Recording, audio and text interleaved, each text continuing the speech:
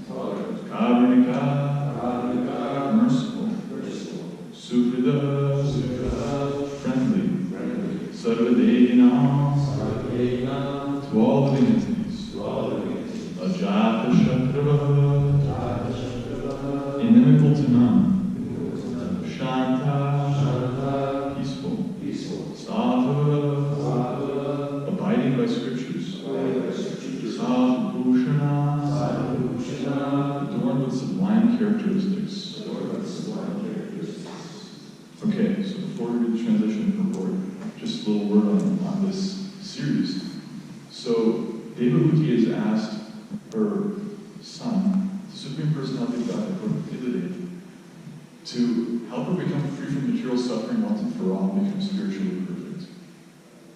How to do that? And his answer is that you have to associate with devotees in several verses.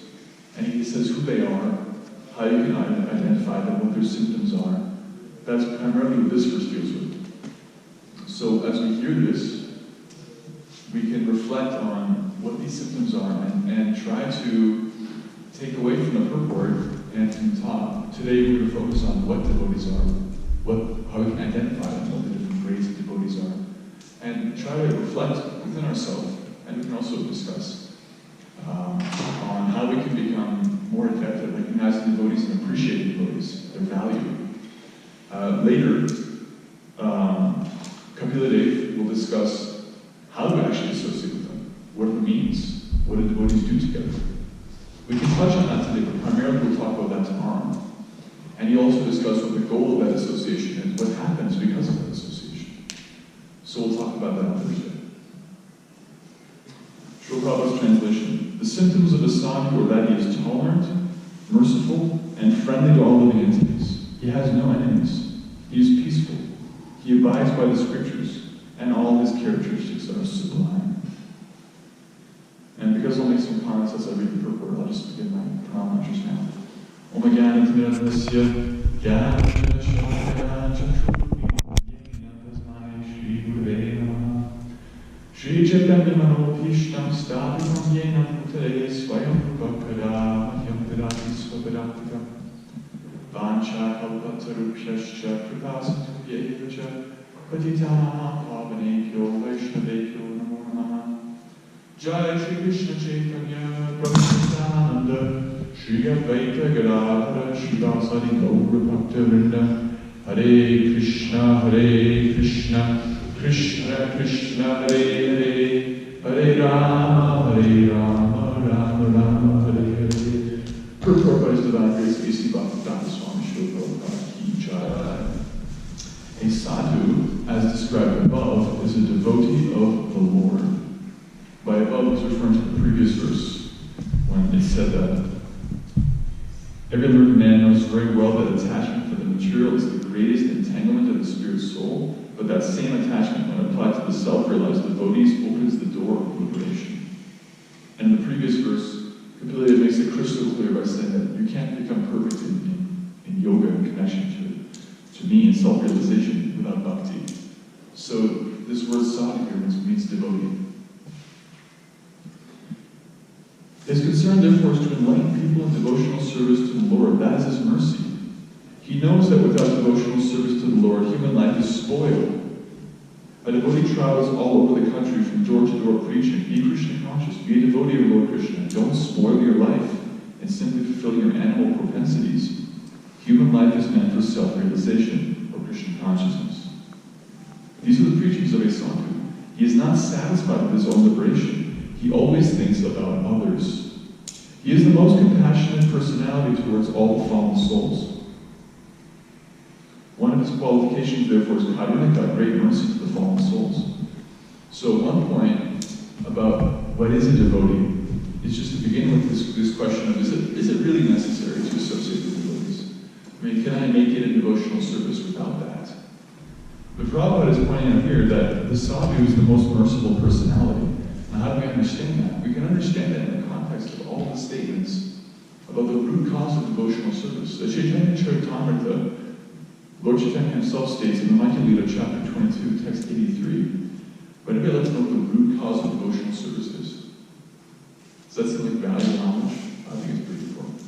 Yes, we have one vote. Okay, everyone else, you can plug your ears. Nobody wants to hear what the root cause of devotional service is. The root cause of devotional service to the Lord Krishna is association with advanced devotees.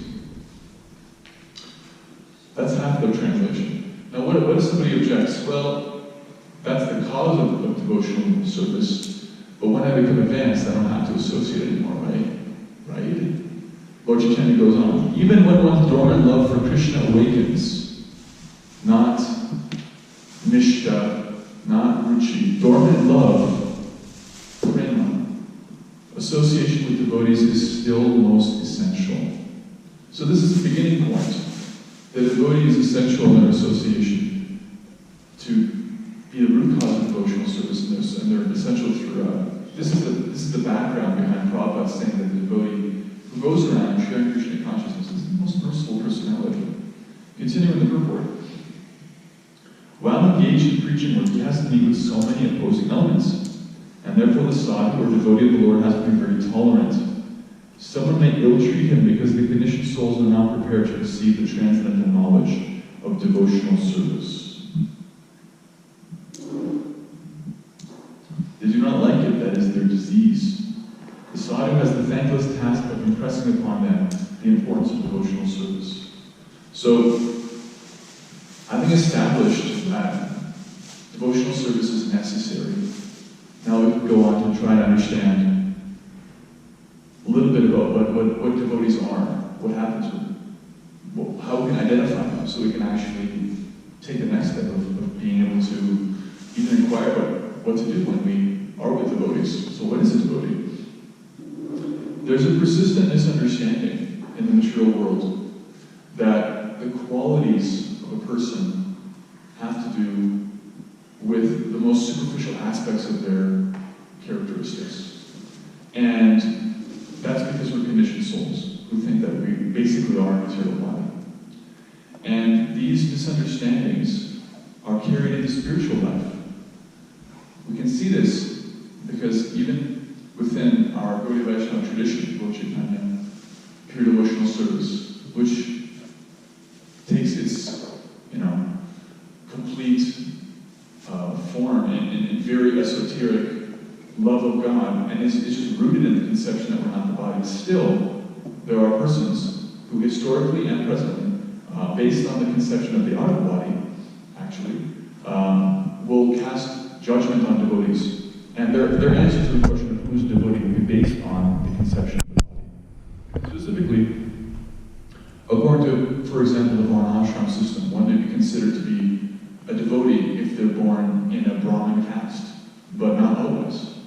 One may be considered to be a devotee if they're born in a devotee family, but not otherwise. These are, of course, not valid perspectives. Srila Prabhupada points out in the purport to 325.20